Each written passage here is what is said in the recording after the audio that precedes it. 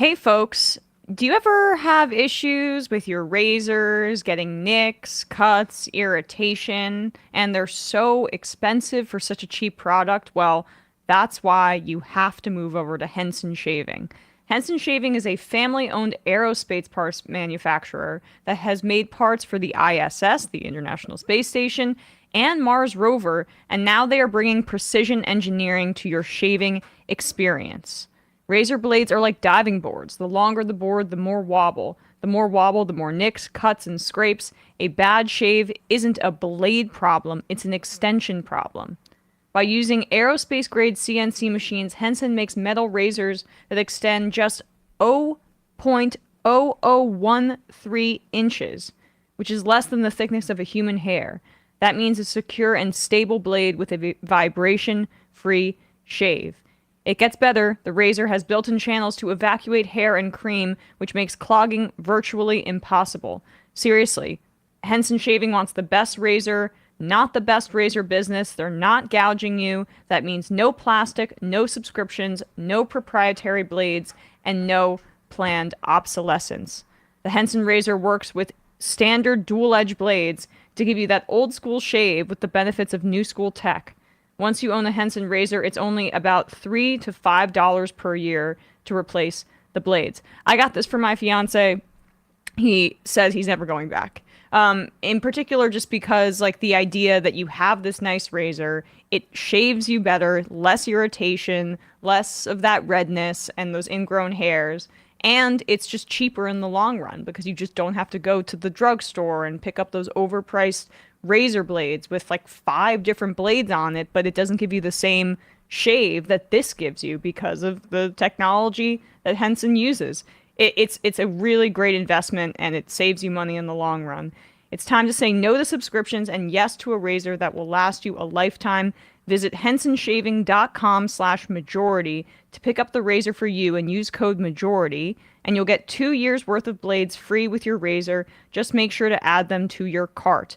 That's 100 free blades when you head to hensonshaving.com/majority. That's HENSON shaving.com/majority. Use code majority at checkout. And now, time for the show.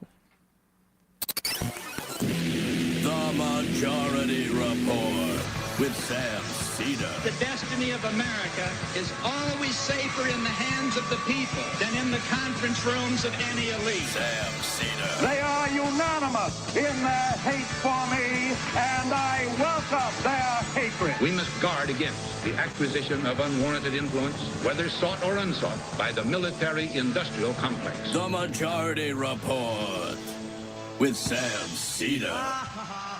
And I get the feeling you've been cheated.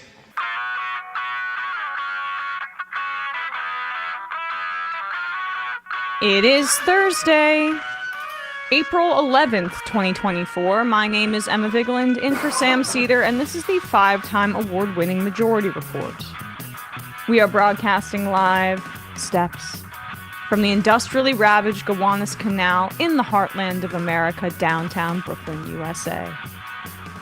On the program today, Brett Christophers, author of The Price is Wrong, Why Capitalism Won't Save the Planet.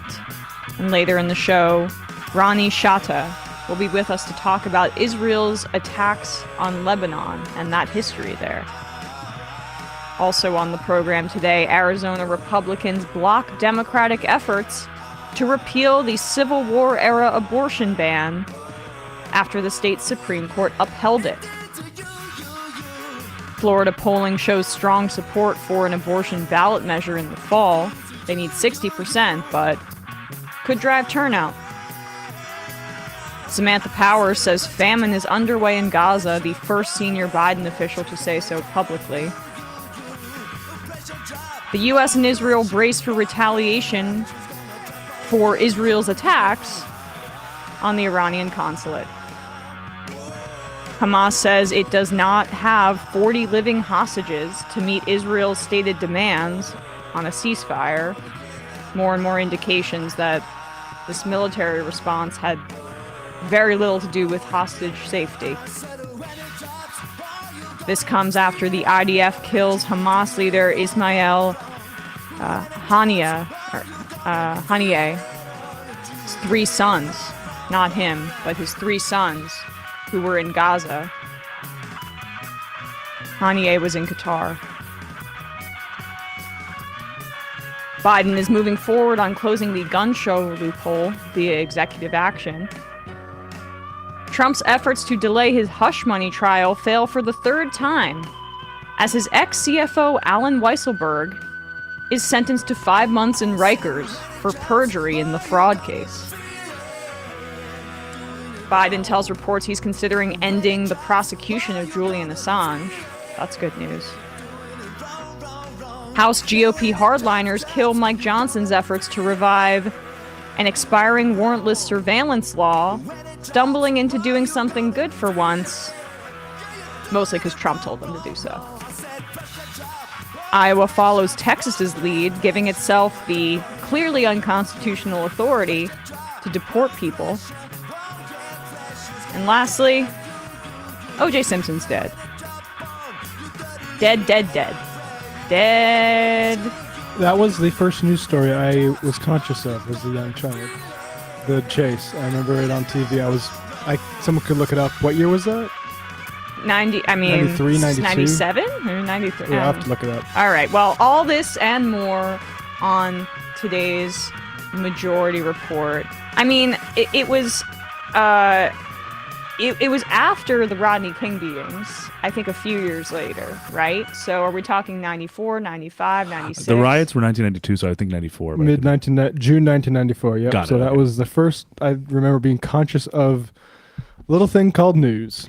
Yeah, right after the Rangers won the Stanley Cup. I mean, those two things are connected, and right after I was born. So 30 years ago. 30 years Level ago. of importance not in order. I know. Where it goes.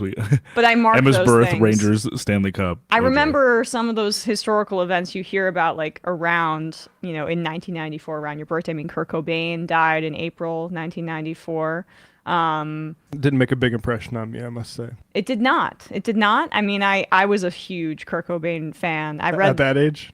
at age 1 month. 9 No, months. not quite. But later on, I read that book, a biography of him, Heavier Than Heaven, by Charles Cross, I think his name is. Not to be confused with the offensive tackle for the Seattle Seahawks. Oh my God, my brain has so much useless information. I read that like over and over Both again. Charles Crosses, yes. Yes, his name was Charles Cross. There you go. Look at that. God.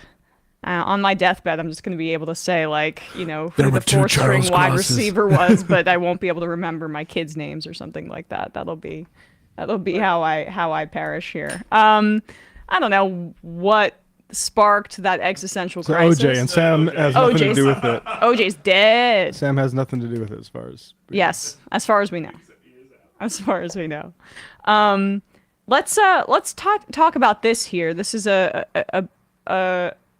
good thing. Some good news for once, I think.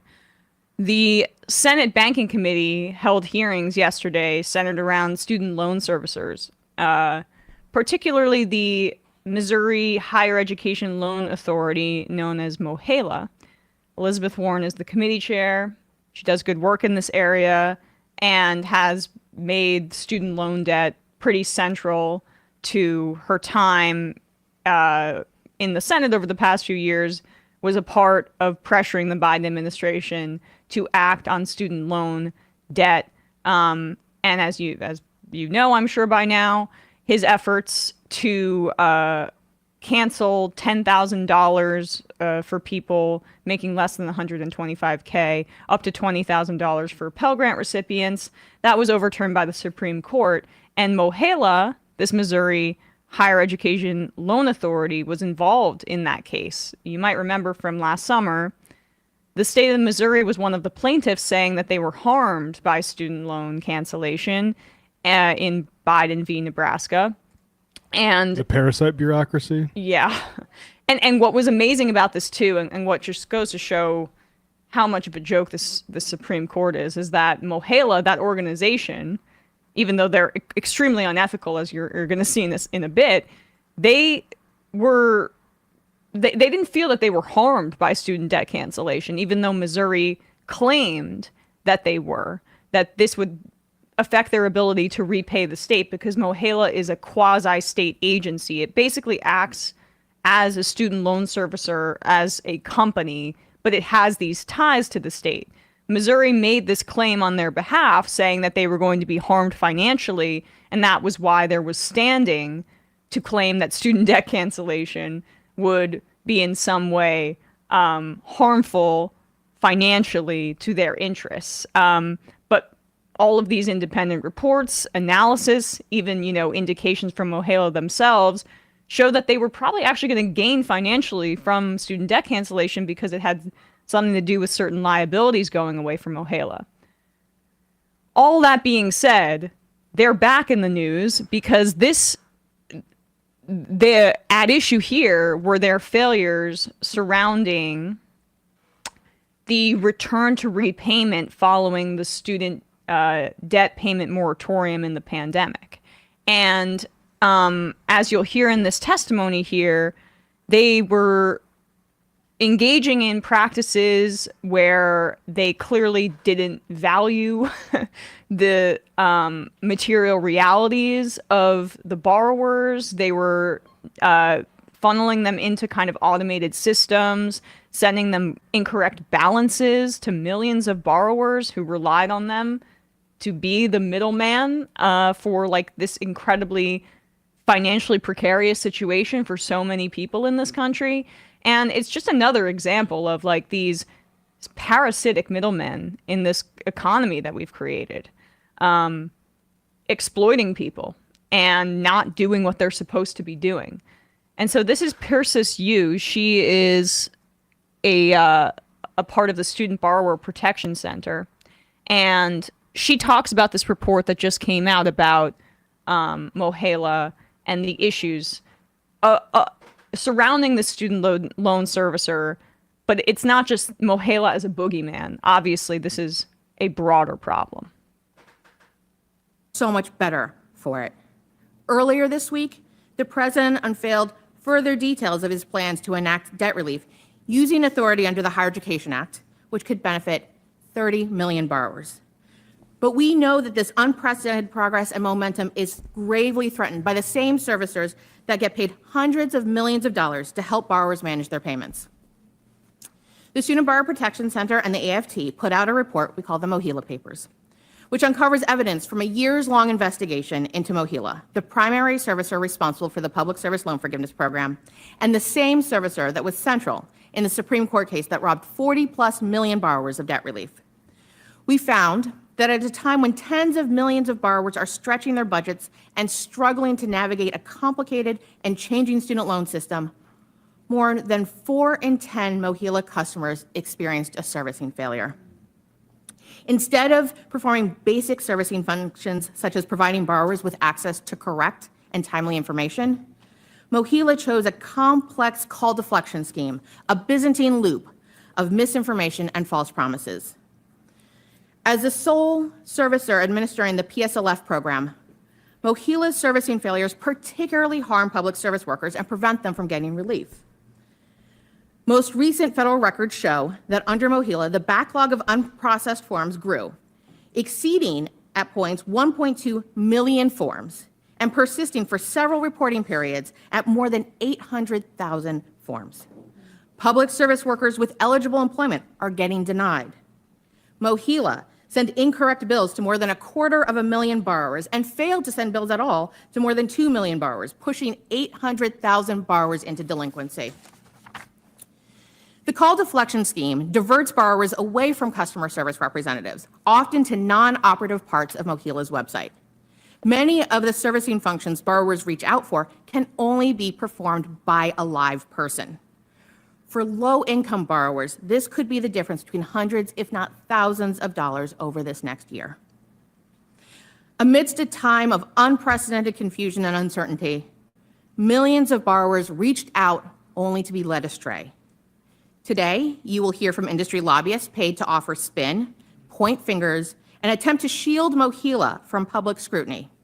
They will claim they do not have sufficient resources. But since the pandemic started, Mohila tripled the size of its portfolio. Make no mistake, Mohila made choices and must be held accountable for them. But Mohila is just the latest bad actor. Borrower advocates, federal and state regulators, law enforcement officials, and the Consumer Financial Protection Bureau have all documented a history of servicing misconduct and widespread failures across the industry. These failures create obstacles to repayment, raise costs, cause distress, and drive borrowers to default. The department has taken some actions to hold Mohila accountable. However, these actions fail to provide full and adequate remedy to those borrowers who have been harmed. And critically, they do not hold the company's executives accountable. Several states have consumer protection laws that should prevent unfair and deceptive practices, but servicers, Mohila included, often attempt to evade accountability by asserting that these laws don't apply to them, claiming consumer protections are preempted by the Higher Education Act and they are shielded from liability through sovereign immunity. Today's hearing is an opportunity to hold Mohila accountable. And while Mohila's CEO could not muster the courage to appear before you today publicly, I point your attention to the borrowers in this room, at this table and right behind me. These borrowers have taken time out of their busy lives, traveled away from their families to be here in hopes that this body will believe their lived experiences and bring an end to Mohila's cycle of scandal, deception, and borrower abuse. It is time to cancel student debt. It is time to make college free, and it is time to fire Mohila. Thank you. So well said. Her testimony there, I thought, very succinctly explains exactly why. I mean, these student loan servicers are such vampires, but in particular, why I think Mohila is at the center for some of these activists, and I saw the Debt Collective make this point, which is that the standing that I referred to earlier in the Supreme Court case, it was a joke on its face, obviously, because of the fact that Mohila actually stood to benefit financially from student debt cancellation. But the reason that they were even able to make that threadbare argument is because of the semi-quasi-state governmental entity status that Mohila possesses. So the Debt Collective and others are urging Biden to terminate contract with Mohila because then future lawsuits surrounding the student debt cancellation would not be able to rely on that same standing, claiming that this particular student debt organization servicer, or student loan servicer, I should say, is in some way a government entity where you can claim standing here. So this is an attempt to pressure the Biden administration to terminate these kinds of contracts. Because then once you see the reality and these completely private student loan servicers are put in the headlights, or put in the spotlight, I think, put in the spotlight, that's better. Then you're able to kind of isolate them too. What? I'd like to see him in between two headlights too, but yes. I mean, this industry grinds people down, and I think that testimony got close, but I don't think a lot of the elite politicians understand, especially people from low incomes, how this industry grinds people down by millions with this sort of Kafka-esque BS about, okay, how do I even get in the right sort of repayback plan for me? Am I actually getting any sort of human engagement here? And then to the extent that it breaks people through it, people suffer through it in shame, in silence. And so the Debt Collective and people like this are speaking for those people. I mean, one, it shows just how massive this problem is. Mm-hmm. And again, I just, it's long past time, because the longer that we tolerate these half measures with the idea that this sort of student loan is a concept that should not exist. Yeah. No bankers or financiers should be taking a cut on people getting an education. It's sick that we allow that to be just a natural part of education in this society. Literally, rich people get an interest on poor people educating themselves. How are we allowing that? And it's driving up the price of colleges broadly. I saw that Vanderbilt University might reach $100,000 a year in tuition. And this gatekeeps these elite institutions for already existing wealthy people. And so it completely And if you're not wealthy, you're going to have to pay. You're going to have to pound of flesh to these behemoth organizations, and you're going to be paying that the entire career. And it's not just pound of flesh too. It's also you're selling your future prospects and your future, like say you're 18 and you take out these student loans so you can go to Vanderbilt, $100,000 a year. You're hundreds of thousands of dollars in debt when you graduate. What are you going to do? Are you going to go work and be a teacher or a professor? No. Or somebody that works for a nonprofit? I work for Chevron. You're going to work at the highest, and that is the point. That is the point. So exactly, they win-win. It protects these institutions and makes them. Parasites get to feed off it, and corporations get their workforce. Yep, and it furthers wealth inequality for people who can afford it. It gatekeeps for the rest of society, and then for people that go into debt to be a part of those institutions, it funnels those people into useful positions for capitalism. All right, folks, we are going to be talking to Brett Christophers in just a second, but first, a word from our sponsors. Everybody that knows me knows I love cashews, but I don't want them, feeling processed, overly salty, and nuts.com is none of that. I've got to say, their cashews are a 10 out of 10, so much so that Sam Seder went to my desk when I wasn't in the office and took them, and then lied about it. Emma's going to start eating them in the middle of this ad. I know. I don't have any left. Disgusting. Just another boss feeding off their work. So another suppressive boss. Yeah, exactly. They are so good, cashews, though. And nuts.com is really your one-stop shop for all snacks. Please join me in thanking nuts.com for supporting the Majority Report. Right now, when you go to nuts.com/majority, new customers get a free gift with purchase and free shipping on orders of $29 or more. Nuts.com is your one-stop shop for freshly roasted nuts, dried fruits, sweets, pantry staples like specialty flours, and more. Their wide selection means that there is something for everyone. Nuts.com offers plenty of gluten-free options, organic choices, and other diet-friendly products. Whether you're looking for something sweet, savory, or need to stock up on everyday cooking essentials, you are bound to find something to try.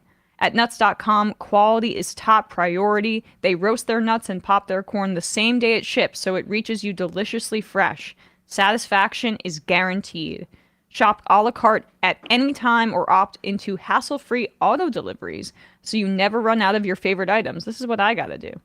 And you're already stocked up at home, so if you're already stocked up at home, I should say, they also sell directly to businesses and have a bunch of great options. Did you hear that? I know. Right now, Nuts.com is offering new customers a free gift with purchase and free shipping on orders of $29 or more at nuts.com/majority. So go check out all of the delicious options at nuts.com/majority. You'll receive a free gift and free shipping when you spend $29 or more. That's nuts.com/majority, nuts.com/majority. And lastly, Fast Growing Trees, a favorite of the green-thumbed Samuel Seder. Did you know that Fast Growing Trees is the biggest online nursery in the U.S. with more than 10,000 different kinds of plants and over 2 million happy customers in the U.S.? I got an indoor plant from them, one of those nice vine ones that hangs off your bookshelf that, everybody in Brooklyn seems to have. But I like the aesthetic, and it's lasted a very long time. It shipped right to me, and it looked great as soon as you were able to pot it because Fast Growing Trees ships them to you when they're a little bit more developed. And How does it arrive? It's immediate gratification. What'd you say? How did it arrive? It arrived in this cardboard padded thing that protected it. It was a really small plant, so I can't speak to the bigger ones. Trees. But I think Sam can because he has I've been hearing about those bloomerangs that he has and that he's planted. And you don't need to have a yard or a ton of space. You can grow lemon, avocado, olive, or fig trees inside your home on top of the wide variety of houseplants available. The experts at Fast Growing Trees curate thousands of plants so you can find the perfect fit for your specific climate, location, and needs. You don't have to drive around to nurseries and big gardening centers. Fast Growing Trees makes it easy to order online, and your plants are shipped to your door in 1 to 2 days. Whether you're looking to add some privacy, shade, or natural beauty to your yard, Fast Growing Trees has in-house experts ready to help you make the right selection with growing and care advice available 24/7. You can talk to a plant expert about your soil type, landscape design, how to take care of your plants, and everything else you need. No green thumb required, but if you have one, it's a great place to go. This spring, they have the best deals online, up to half off on select plants and other deals. And listeners to our show get an additional 15% off their first purchase when using the code MAJORITY at checkout.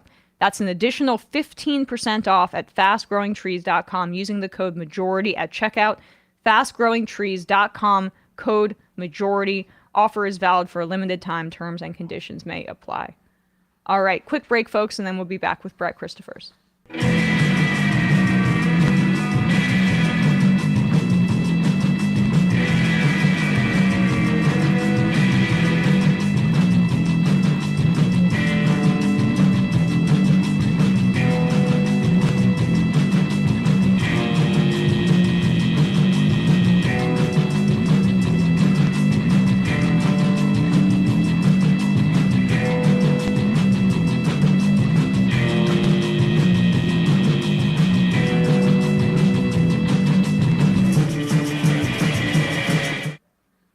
We are back, and we are joined now by Brett Christophers, professor in the Institute for Housing and Urban Research at Sweden's Uppsala University. I hope I didn't butcher that.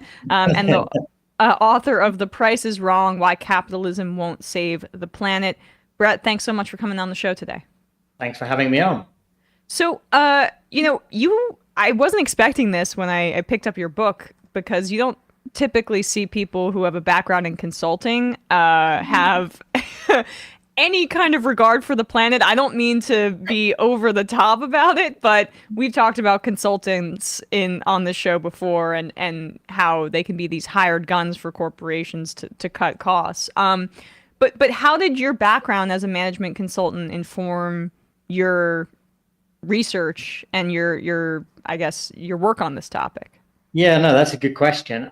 You're right that I spent around 8 years in management strategy consulting,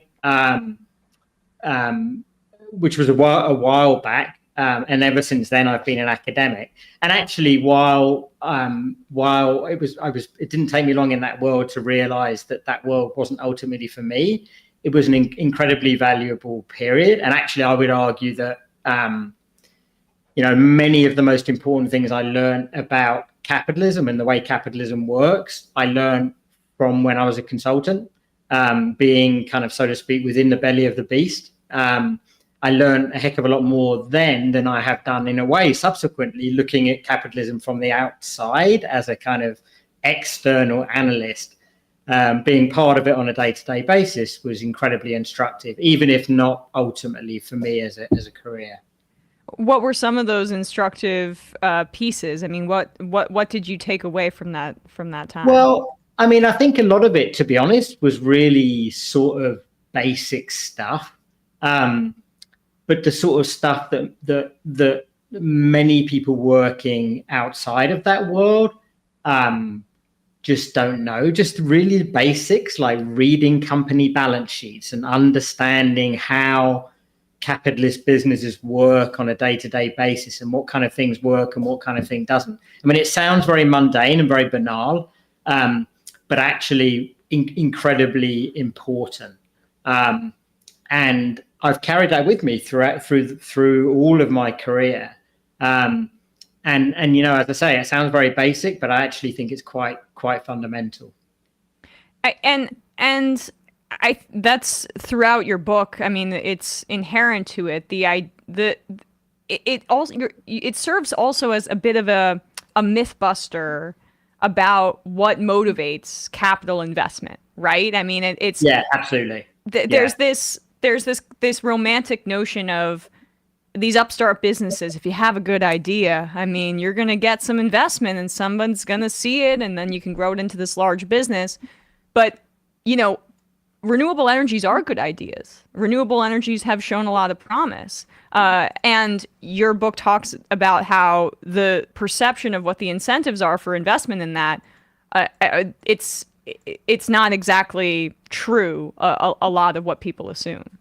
Yeah, no, that's absolutely right. And I think that, put it this way, there are many people and institutions and companies out there that are, often for the best reasons imaginable, are keen to develop new renewable energy facilities, new solar farms and wind farms and so on.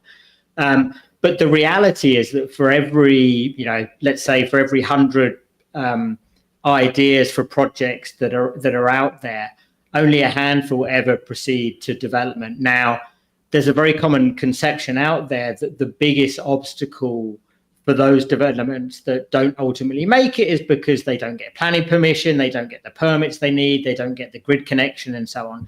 But the reality is that in most cases, the obstacle is that those entities are not able to raise the financing they need to proceed. And that's because back of those developers, there are hard-nosed financial institutions that look at those project proposals and they say, well, you've got a great idea here, but the reality is that the renewable electricity business is incredibly volatile business most of the time. Profitability is pretty thin most of the time. And so while we might, salute your objectives here, the reality is that we're not convinced that you'll be able to pay back the money that we need to loan you to get the development off the ground. And as I say, and that takes me all the way back to that work in consulting, whereas it's exactly that kind of hard-nosed financial viability analysis that is undertaken on a day-to-day basis that really is at the root of contemporary capitalism. And so, I mean, it's the root of it too is just in the same way that a lot of other industries work, right? Where people are trying to invest or get returns that are sure things, and that they're trying to make sure that their boss doesn't get mad at them or that they're able to make as much money as possible, as opposed to, as I said earlier, this kind of romantic notion of investing in this exciting technology. Can you contrast like what an investment in a traditional energy source would look like for somebody's portfolio versus taking a risk on some of these renewable energies that don't necessarily have that consistent profit or the fatter returns that would draw people in? Yeah. So, I mean, I think that one of the contrasts that I like to draw, because I think it's a contrast that a lot of people can relate to, and it's obviously a very important contrast, would be between kind of the traditional oil and gas business, on the one hand, the business of the likes of Chevron and Exxon and so on, and the business of renewable energy development, developing solar and wind farms and selling the electricity that they generate on the other hand. Now, the former of those is, at least in recent years, for quite a consistent period of time now, has been a very high return business. Typically those companies don't get out of bed and don't even consider proceeding with projects if they don't think they're going to be able to get returns of at least 15% on those types of projects. Whereas in the renewable energy world, you're lucky if you get 6, 7, 8% returns. So it's a much lower profit business.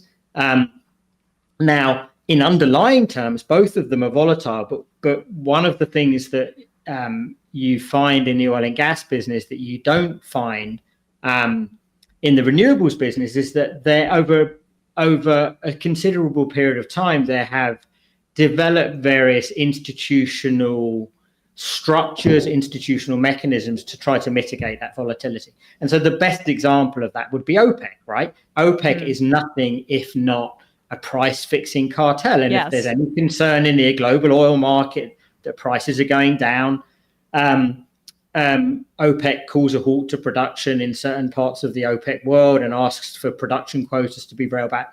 And so there are these mechanisms that exist to maintain pricing and profits when they are threatened. Now, the renewable electricity world is a completely different world in most parts of the world, where those sorts of mechanisms don't exist.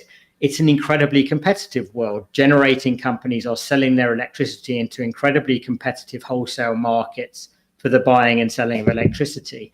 And so those mechanisms for the mitigation of volatility don't exist to anything like the same extent. And that scares off investors. Investors like to see predictability of returns and of profits.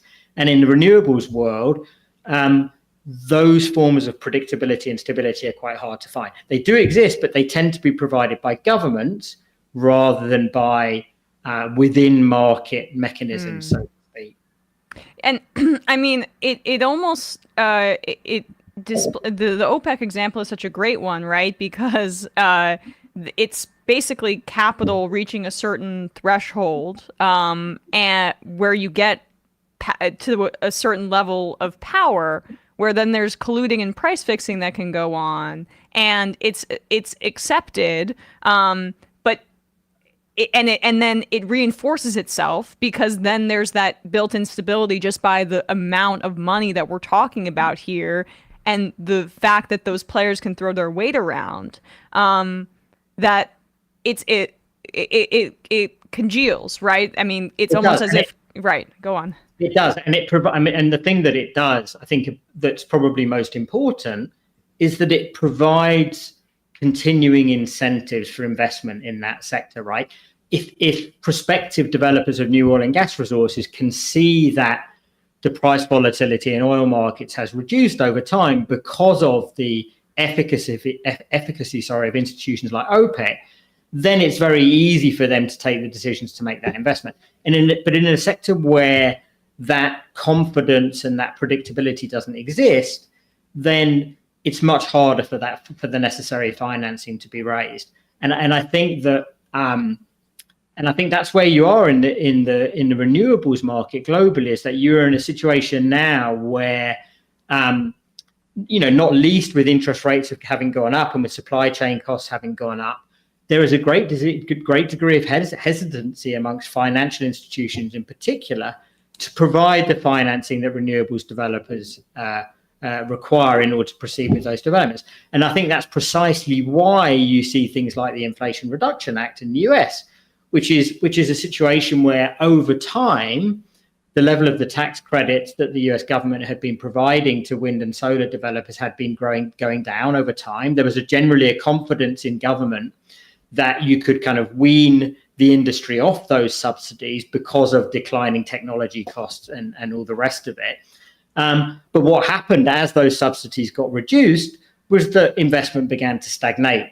And I think the Inflation Reduction Act, more than anything else, was a recognition that the industry, at least right now, can't do without significant levels of support and subsidy because of that volatility and because of the lack of confidence in financial institutions to support that industry in the absence of those subsidy mechanisms.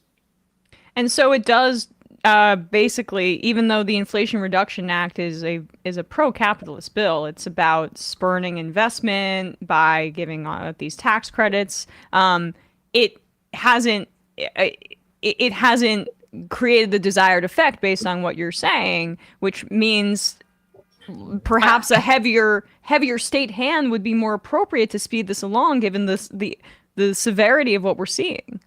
Well, let's put it this way. I think it's too early still to make a call on the efficacy of the Inflation Reduction Act. I mean, it didn't come into force and obviously until late in 2022. We're still early in 2024. And I think the data to tell whether it's had the desired effect that remains to be seen. I think one of the other things worth saying, just to your point, is absolutely it's a pro-capitalist act. I mean, it is about providing confidence in the desired level of profitability in order for investment to go ahead. Is that a good or a bad thing? Well, it depends on where you're coming from. I mean, if you were to ask me, look, if the choice is between, on the one hand, renewable energy development proceeding very, very rapidly and lots of big firms making lots of profits off the back of that development, on the one hand, or on the other hand,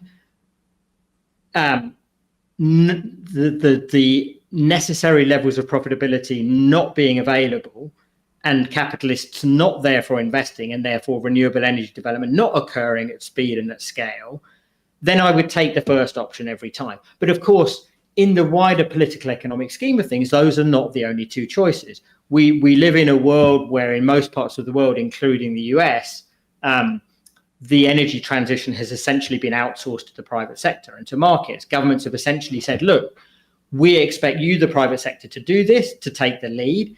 Our role will be one of providing incentives and nudges and support mechanisms as and where we think they are necessary to enable you to do your job. But that's not the only world of possibilities, right? The government could do other things. It could, theoretically at least, become much more active in actually proceeding with renewable energy development itself, financing, investing, operating those sorts of resources on its own terms, rather than simply relying on incentivizing the private sector. So I think there are wider possibilities out there. The extent to which those are credible in the current political economic environment is another question. Certainly. But I mean, it occurs to me that we have these utilities that could be a great place to start, where state hands, it might not necessarily fly in the face or cause Fox News to scream communism at the top of their lungs or something to that effect. Like, there could be tweaks within the quasi-public utility sectors that I feel haven't necessarily been explored, and I know you touch on this a bit. Yeah, I mean, one of the things that many viewers won't necessarily be aware of is the fact that even within the US, there are huge differences in how the electricity sector is organized geographically across the country. So in some parts of the country, the classic utility model that you're referring to doesn't really exist anymore. So the classic utility would be a situation where one entity within a particular geographical area owns the whole electricity supply chain. So they generate the electricity, they own the infrastructure through which that electricity is transmitted and distributed, and they sell the electricity to households. There are some parts of the country in which that model still exists. The Southeast is probably the best example of that, so including Florida. But there are large parts of the country where that model has been swept away, and where instead of that, you have kind of a separate generation sector. So you have independent production companies that generate the electricity, and then you have other entities that distribute it, and other entities still that sell it to consumers. And Texas, California, New England are very good examples of that. And I think you're right that the traditional utility model, in a way, offers options that are different and potentially preferable to the kind of disaggregated model that the country has been moving towards. If you are a utility company that owns the whole supply chain, then in a way you have a much more coordinated business. You can align what's going on in the generation sector with what's going on in distribution and retail in a way that isn't really possible when you have these autonomous actors that are controlling different parts of the supply chain. But here's the thing, right, which is that in those parts of the country where the utilities still exist, they have their own conventional power plants that have traditionally applied those that have supplied the electricity, whether that's coal or natural gas fired plants or both of them. The cost involved in those are sunk costs. They've already experienced those costs. So they have an interest in exploiting those existing generating assets until the end of their useful life, rather than potentially investing in new generating resources. And so there are arguments, both positive and negative, for both of those models, if you see what I mean, both for the traditional utility model, but also for the newer separate generating sector model. Yes, I mean, and I think that's in part due to the very disjointed nature of it here in the United States that you describe. There have been the Texas electricity model, and its very privatized model is notorious, at least on this program, for its inefficiencies and its gouging and all of that. But I guess then the kind of final question here to wrap things up is how can we incentivize or push governments to act and with the urgency that would be necessary to combat climate change outside of trying to get investors, markets to move in their direction? Because the prospect of just the cheapness of the electricity, of renewable energy, is not moving things, right? So, No. I mean that's right. I mean, the argument at the core of the book is the fact that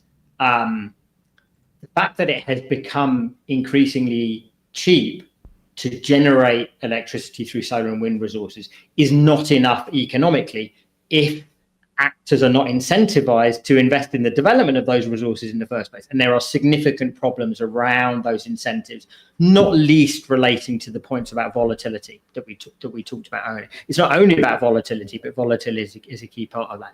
So that, as you say, that raises the question of what can be done about it, and in particular, what governments can do. I mean, I think there are three broad answers to that question. And you tend to hear those answers from three different constituencies.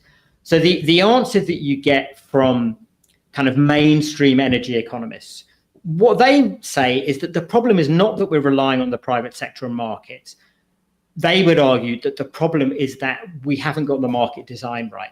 So they would say, look, the problem, we need to stick with reliance on the private sector and markets, but we just need to tinker with the way in which electricity is bought and sold. We need to change the incentive mechanisms. We need to change the so-called merit order model through which electricity is priced in wholesale markets. And if we get the market designed right, everything else will flow from that. I'm incredibly skeptical of that argument because that's the classic kind of neoliberal argument, which is that the answer to problems created by marketization is not something other than markets. It's simply more markets or better markets. It's the classic neoliberal argument for which there's no fundamental evidence at all. So that's the first answer. The second answer, which is the answer you hear from industry, and which is the one you've alluded to, is which is they say, look, we need to stick with exactly the existing model where governments are there to support industry and subsidize industry. And we can stick with exactly the same market design we have at the moment. We just need more subsidy. That's essentially that's what's happened with the Inflation Reduction Act. Government has responded to industry concerns that the subsidies are not sufficient to drive development of renewables at the pace we need. That's the second answer. The third answer is that actually, the problem is with relying on private sector and markets. And as far as I see it, a larger government role, including government investment in and ownership of renewable resources on a much larger scale than either exists at the moment or is being contemplated, would be one possibility for that. Now, the answer you will get from opponents of that idea is, no, governments are operating under huge fiscal constraints. They have to be fiscally conservative. Governments need to tighten their belts. Well, the reality is that the public sector, not least in the US, is still able to borrow more cheaply than the private sector is. And it's not like it would be borrowing to invest in resources that aren't revenue generating. It would be borrowing to invest in resources that are revenue generating. They might not be profitable enough to attract private investment, but you would hope and imagine that the public sector would be willing to invest in resources where the returns are only 5% or so, if the private sector isn't willing to do that. So I think there is an argument for that type of public sector role, which frankly was right at the heart of the Green New Deal proposals as they were originally articulated both in the US and in the UK. So I think there is an alternative there, but those would be the kind of three broad answers that are out there at the moment.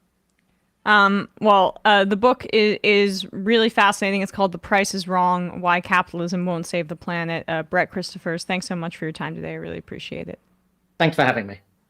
All right, folks, quick break. And when we come back, we are going to be speaking to Ronnie Chatah about Lebanon and Israel's recent attacks on southern Lebanon and the history of it as well. Be right back.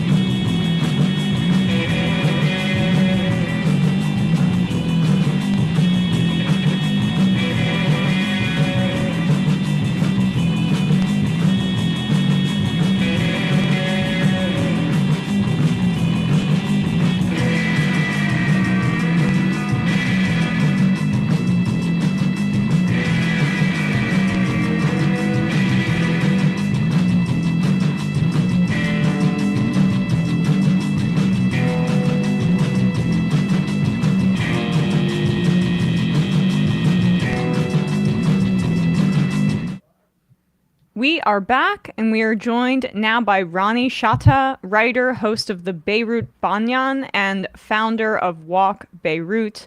Ronnie, thanks so much for coming on the show today. It's an honor. So, And I'd like to say I'd never imagined being associated with O.J. Simpson in any geopolitical context. So that makes the occasion a bit stranger. yes. I mean, we have to acknowledge that he died, but I don't really know what else what other commentary I have about it except maybe we'll focus a little bit on Nicole Brown a little bit later. Yes. But yeah, but you know, the reference to Kurt Cobain is actually timely as well. They're roughly around the same period, the early 90s. For political purposes, this is around the time Arab-Israeli peace becomes political discourse as well. So perhaps it does tie into the story. It does. Thank you for making me more thematically consistent than my actual commentary engenders. But I really appreciate you coming on, Ronnie. I'll start here. What has life in Lebanon been like since October 7th? Israel has been striking southern Lebanon basically since shortly after Hamas's attack. I guess, what's it been like, and how does it feel to kind of be in such close proximity to all this violence? For better or worse, in Lebanon, this is familiar territory. This isn't the first time Lebanon has been impacted by a regional war. Case in point today, Israel and Hamas and Gaza, the spillover into Lebanon. But this is how I grew up in this country. In the 1990s, this is very familiar. Except it was over a long period of time, and we grew accustomed to it. There would be Israeli attacks sometimes on a daily basis post-Civil War Lebanon. So that's really the 90s, primarily until Israel withdrew in 2000. But that decade, we saw two things happen, which kind of segues back to today. A smaller group that was primarily in the background of Lebanese politics, emerging into a sub-state proxy, which is Hezbollah, and today dictating two things, state sovereignty and also politics. So we have right now in 2024 is familiarity in regional war, but at least with Lebanon, something a little different, which is Hezbollah's ascendance to politics and de facto control. Yes, let's turn then to Hezbollah and their origins. Much like Hamas, Hezbollah wouldn't exist without Israel. Can you talk about how Hezbollah came to be and its relationship to the state of Israel? Sure. So post 1982, Israel's invasion of Beirut and its siege of Beirut, Ariel Sharon and Yasser Arafat, names that belong to the 90s as well. We don't talk about them today. Arafat is dislodged from Lebanon. Arafat and the PLO, and particularly the Fatah militia, more or less considered Lebanon home from 1970 until 1982. Post 1982, with Arafat's departure to Tunis, the PLO becomes a non-party to Lebanon's civil war, becomes inactive when it comes to the broader security problems Lebanon went through. That's around the same time the Iranian Revolution happens, and the Iranian regime changes into a de facto, over time, theocracy with a military bend, a military dictatorship with a theocratic facade.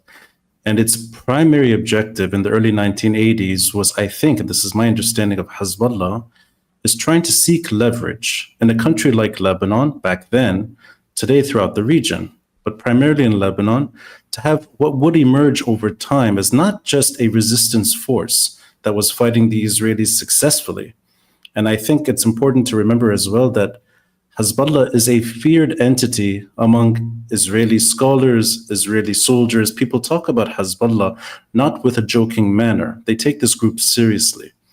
But it grew, and it grew to becoming more than a resistance force against Israel's then occupation of what remained of the South Lebanon, into something else. Post-2000, with Israel's withdrawal from Lebanon, minus the demarcation of the blue line, which is the de facto border between Lebanon and Israel, Hezbollah grew. And Hezbollah took, in a way, it inherited two things. It inherited what the PLO had in Lebanon back then in the 1970s and early 80s, which is sub-state autonomy. The Lebanese government does not dictate the terms of what Hezbollah does militarily. It also inherited something else, which we talk about less and less today because it's history. It inherited the Syrian occupation's leverage and security and intelligence. And the Syrian army left in 2005. Of course, since 2005, this is nearly 20 years ago, we've seen Lebanon go from a country free of Syrian and Israeli occupation into remaining a battlefield. And what that battlefield is, I think, depends who you ask. But the de facto situation is that Lebanon is a battlefield right now for this larger Arab-Israeli war. Case in point, what you said earlier, which is true, Lebanese are getting killed. In 2024, this is now 34 years since the civil war's end. Lebanese are still dying through battle. And I think it's also maybe important to remember that despite anniversaries going by over time, we're 49 years since the civil war's start. That's 5 decades. Lebanon should not be in this situation, but unfortunately it is. Hence my point earlier, which is this is very familiar terrain. Unfortunately so. Can you expand on the nature of the civil war and the role of Palestinian refugees who were expelled from what is now Israel in that particular destabilization? I'll put it into context as much as I can without boring you or the audience. Not possible. Not possible? Good. As somebody who podcasts for a living, I take that for granted. Yes. The refugees of this country pay an unfortunate price for geopolitics that has nothing to do with them. Just yesterday, Syrian refugees are being ambushed in the country, falsely associated with another political assassination that happened several days ago. A member of the Lebanese Forces political party was ambushed and killed. His body was dumped in Syria. There is an association that Syrian refugees are to blame, and this is absolutely false. Yet you have Syrian refugees getting beaten up on the streets. And I don't know if you've been to Beirut before, but in case you haven't been here, this is a buzzing city even during darker times. Right now, the reason there's fair quiet in the city is not because of Ramadan or the Eid holiday that's today. It's that there are Syrian workers not on the streets of Beirut, not on the streets at night out of fear. To throw that back to the civil war and the Palestinian refugee dilemma, Palestinian refugees have been living here since 1948. Since the creation of Israel and the dismantlement of the British Mandate of Palestine, these Palestinian refugees have been living in this country primarily as second-class citizens. That may be actually polite to describe them as such. These are descendants of those refugees from 1948. There are some that arrive in 1967 as well, but the bulk, the bigger numbers from 1948, living in refugee camps. And refugee camps, I think, is also maybe complementary. These are more like ghettos. And there are UN agencies that have limited agency to operate within these camps, but not that much. And only until recently, Palestinian refugees could not work in most employment sectors anyway. You have a struggling population that's deprived of their dignity, living in this country as the Arab-Israeli war drags on. That's something important to be mentioned, perhaps in context. There is a huge Arab-Israeli war that is fought in 1967, the June 1967 war that changes the borders of the Middle East. This is when the Golan Heights of Syria are occupied and later annexed by Israel. This is when the West Bank is taken from Jordan, East Jerusalem as well, annexed. This is when the Gaza Strip is taken into Israel from Egypt, the Sinai Peninsula as well. So Israel multiplies, I don't know what, maybe perhaps a third of its territory expands further. It's a huge geographic gain for that country. Lebanon, not one shot is fired across the border between this country and Israel. And that's because this is the time in Lebanon's history where there was enough, just enough, of a neutral policy that was state promoted and that Lebanon would be spared from regional wars taking place. That was a de facto state policy in the 1960s. We lost that agency long ago.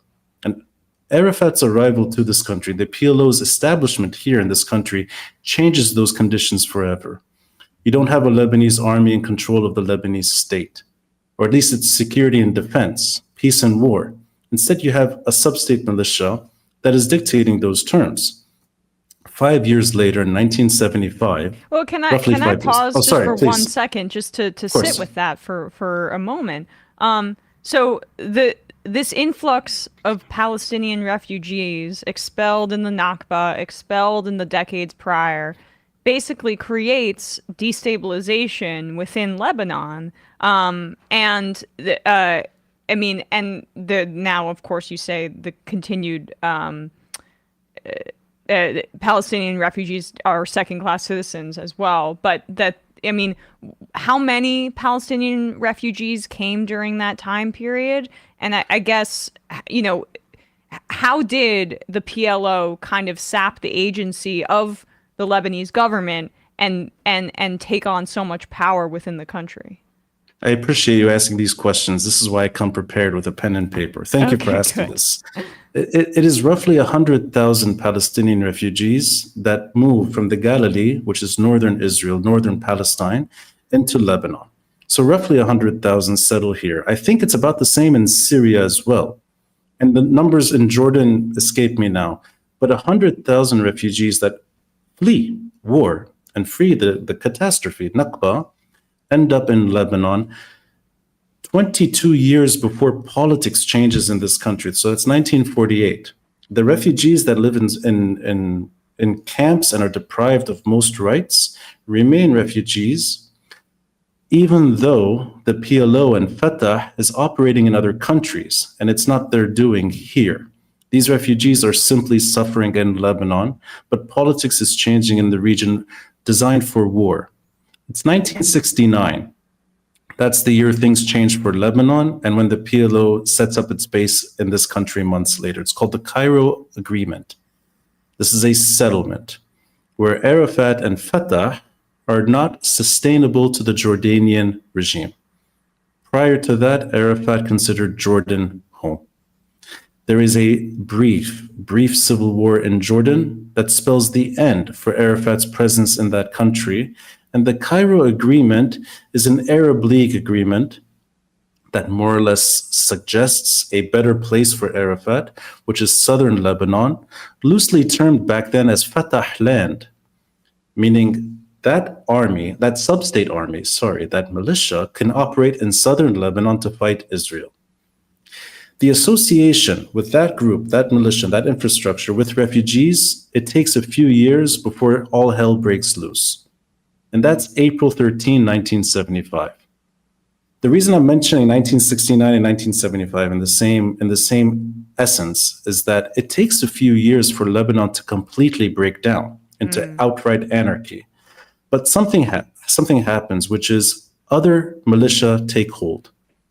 There is a reaction, a military-like reaction to Fatah in this country. And suddenly you have names that they're now featured in documentaries, they're mentioned in films altogether, like the Phalange, the Kata'ib militia. These are right-wing Lebanese paramilitary men that decide to arm themselves and fight Fatah in this country too. This is when things spin out of control, and the Lebanese army is really not playing a role. It's in 1975, April 1975, and the marker is a tragic marker. It's a bus attack where Palestinian refugees are killed, moving from one part of the city to the other. And that's the beginning of the Civil War. And what was Israel and the United States' role in this? Did they interfere? Did they allow this to play out? Did they take sides in this Lebanese civil conflict? I think the de facto U.S. position vis-a-vis the Arab-Israeli struggle, long-term disaster, the century-long tragedy that has ruined politics for the Middle East and made this part of the world ungovernable, is a solid standby, steadfast support for Israel.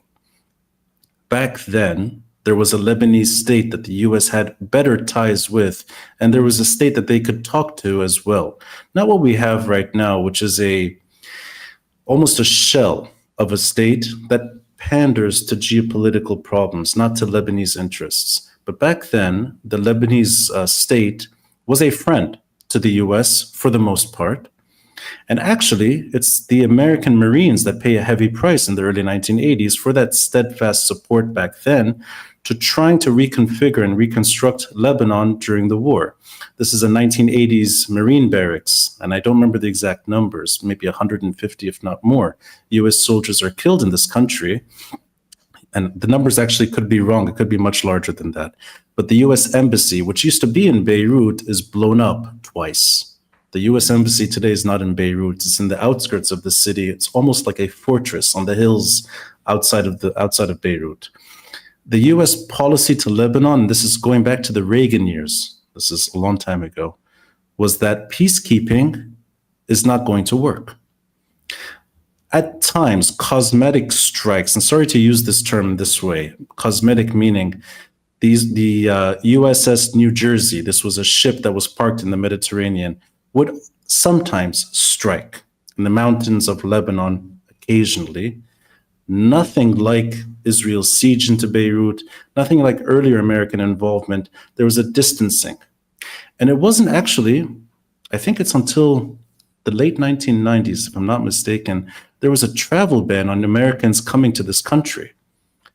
Almost considered a pariah state that was then under Syrian occupation, but disinterest in anything related to this country. What became, and I think remains, a primary concern is Israel's security for America. And that has had deep disadvantages, especially to those trying to not get sucked into, which I think is false binaries, which is you're either supporting Israel or you're not supporting Israel. Or you're with either Iran. Pro-Israel. Exactly. I think Lebanon's interests, which in my opinion, my assessment, are best reflected in the 1960s, where this country doesn't have to pay a price for a huge outreach taking shape in the region. I think that model, that aspiration, I don't see that today as a priority for any US administration, both Republican or Democrat. Certainly. Although the politics around Israel, I will say, are rapidly changing in this country in a way that I couldn't foresee. But you know, I think that the context of, you know, the settler colonial project of Israel basically creating this incredible destabilization is so key. One, due to the fact that we often hear, why won't the other Arab countries just take these people? I mean, why won't they just take them? There must be something inherently wrong with them. When you see, though, that actually Arab countries, whether it be Jordan, whether it be Syria, whether it be Lebanon, countries in the region did take on many Palestinian refugees after the Nakba. But the continued expansionist aims by Israel have contributed to even more deep stabilization for now 75 years.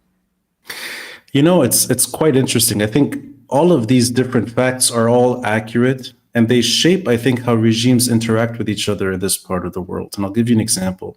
Roughly 10 years ago, the Syrian regime was bombing Palestinian refugee camps in Syria.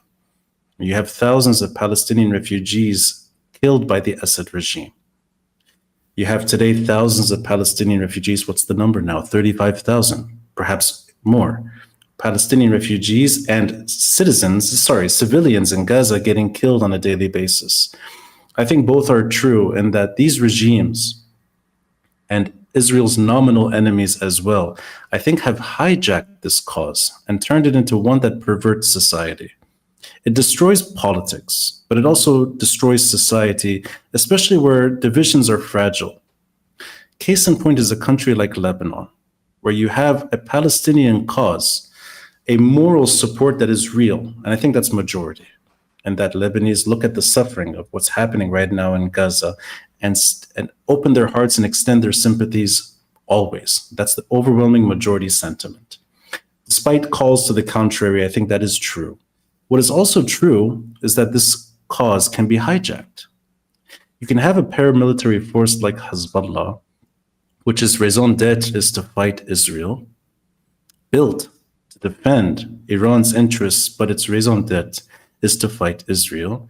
It has taken a very calculated, very cautious, very defensive approach into supporting Hamas and fighting Israel. And right now, Hezbollah's initiation on the Lebanese side on October 8 is described mostly as one of caution. So I think all of this can be true, and that this cause, first and foremost, has destroyed not just Palestine, but the chances for the Palestinian people to have a normal life. I don't think this is going to happen in our lifetime as well. Speaking about the earlier generation, our generation as well, unfortunately, it seems like this is impossible given the current circumstances. But the ripple effects of that cause and the trajectory of that cause into what looks like politics but is not, it's mostly security and regime survivability, that also destroys not just Palestine, it destroys the neighborhood too, which is why I think over time, the patience for this cause, and especially in a country that is vulnerable to regional war, I think the patience is thinning by the day. And Lebanon today, right now, does not resemble the Lebanon of the 1960s one bit. This is a country that looks increasingly on the brink of civil war once more. That's an unfortunate ripple effect to a regional war being fought outside of its natural borders. Can you expand a bit more on Hezbollah and what, if you could give an ideological very overview of their stated goals, how real the constant connection, a lot of militia groups are defined as Iran-backed proxies in the Western press, and sometimes it's hard to discern how strong those ties are. Hezbollah, pretty strong, but I mean, I guess if what the state of Hezbollah is right now, and its origins and its charter. I'll do my best because it's a great question and it's a dense question. I'll try to make it as simple as possible. It's many things at once. Yes, it is an Iranian proxy. It is a fully sponsored paramilitary force outside of Iran's borders. This is all accurate. It extends from Lebanon into Syria today, even into Iraq at times, and sometimes even into Yemen. That's true. But at the end of the day, it is also made up of Lebanese civilians that are taking part in this sub-state group's mission. Now that mission has evolved. Hezbollah in the 1980s, and its essence really is to push Israel out of Lebanon. For 2 decades or so, that was the cause, that was their cause, getting Israel out of Lebanon. Once Israel left the country in 2000, in May of 2000, the rationale for having that kind of infrastructure in Lebanon, it evolved. We have a sliver of real estate between Lebanon and Israel. It's called the Sheba Farms. Maybe you've come across this in sort of political talks in this part of the world. It's a very small sliver of real estate. No Lebanese live there. It's technically Syrian. It's in the Golan Heights, bordering Lebanon, of course, under Israel occupation and annexation. That has become Hezbollah's geographic reason to stay armed. It doesn't sell well in this country. Post-2005 is really, I think, where the story becomes less about resisting Israel and more about, in my assessment, making sure there's no security threat from Lebanon towards what looks more and more like Iran's leverage in the region based in this country. And the reason I mentioned 2005 is because that is the beginning of a long string of political assassinations that have become the norm in this country. It is just 3 days ago that another politician was killed, but the list is so long and it's diverse. In 2005, it's a former prime minister. His name is Rafiq Hariri. It's his advisor as well, his economic advisor, Basil Fleihan. But over time, you have diplomats, you have intelligentsia, you have journalists getting killed, and this happens increasingly. You have even people working for a UN body, Special Tribunal for Lebanon, that was meant to actually investigate political assassinations. Its verdict pointed at Hezbollah members. But 20 years of that kind of scenario, it's Hezbollah focusing their energy on politics in this country through security. meaning no tangible threat to what they've built here.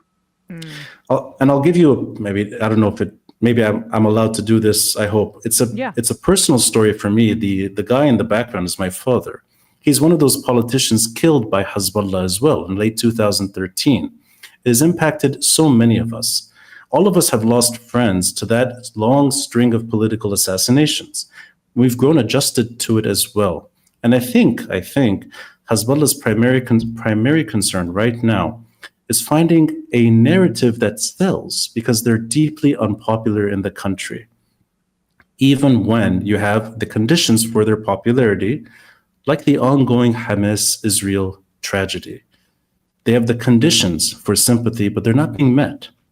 I think over time, Hezbollah lost their narrative and they lost their raison d'etre for Lebanese, yet it seems to not matter. And my understanding is that this is Iranian security first and foremost today. How can Iran and how can that regime best defend its interests outside of its borders and have less exposure to its interests within its borders? I think that's what Hezbollah represents right now. And that's tragic for Lebanon. And that's because it's a Lebanese group made up of Lebanese citizens. And it's harder maybe for the conditions for civil war to return right now. But people are speaking this language. And there's real fear on the streets of Beirut that the spillover to this long-term problem can turn into something very ugly. And it's a reminder of what Lebanon went through. And it's a reminder of how Israel's continued belligerence and the knock-on effects of it have resulted, and the United States too. I mean, Iran and our coup there, right, has resulted in less democracy in the Middle East. Lebanon, now with this Hezbollah kind of takeover and them acting as the de facto governing power, that has basically undercut democratic ambitions for people in the Middle East, country to country. And so, as you say, even though there is this broad sympathy as well towards the Palestinian cause, the autocrats are the people that are calling the shots in different countries, or whether it be militia groups. They're not responsive to that, and probably more susceptible, I would say, to money, to buying off, to operating in their own self-interests versus the democratic will of the people. You know, I share the macro perspective, which is Arab-Israeli peace that excludes Palestinian suffering is silly. It doesn't add up. This attempt at trying to deflect by having peace across the region and ignoring Palestinian suffering and their lack of statehood seems to be a very foolish, short-sighted policy that took on some momentum in the Trump administration. I think that's a mistake. What is also a bigger mistake is the other side of American politics, which up until recently, and you're right, has been de facto kick the can down the road. Palestinian state doesn't seem to be on any administration's primary concern. This, I think, is a huge mistake. And the reason I share that micro assessment is clearly these problematic actors, whether it's Hezbollah or Hamas, whether it's Fatah in the 70s or any group that seeks to hijack this cause. It could be the Syrian regime, Saddam Hussein in 1990, 91, my exact years, I can't remember it right now, sent missiles into Tel Aviv to rally that cause and preserve his regime too. That kind of hijacking of a decent, genuine cause and perverting it over time, I think without a Palestinian state and without serious attempts at ending Israeli occupation and trying to end this nightmare once and for all, short of that, I think unfortunately the Middle East will remain the way it is. It is a primary concern for not just the bad regimes to fade away, but for citizens to have a normal life. And I share that wider lens. Yes, and lastly, before we let you go, Ronnie, I'll return to kind of where I began, the present day of how many strikes and attacks there have been on southern Lebanon by Israel. What has what has the mood been in Lebanon? Are people fearful? You talked about how at night Beirut is kind of a bit of a ghost town, but how many people have died, and what this is the situation like on the ground right now? The total number of deaths, if I'm not mistaken, on the Lebanese side is hovering around 350 to 400. I don't have the exact number. The number of Israeli deaths, I don't know.